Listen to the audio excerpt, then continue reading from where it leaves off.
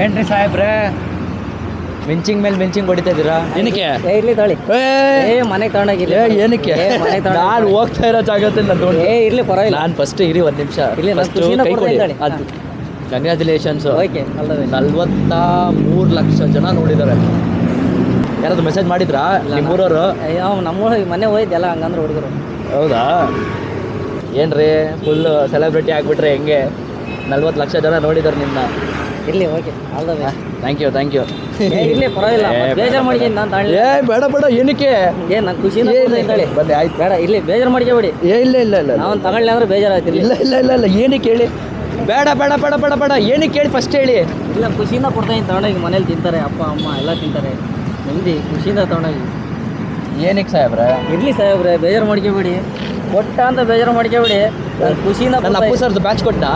ಇಲ್ಲ ಬಂದಿಲ್ಲ. ಇನ್ನೊಂದ್ಸತಿ ಮಾತಾಡ್ಬೇಡಿ ಪರವಾಗಿಲ್ಲ.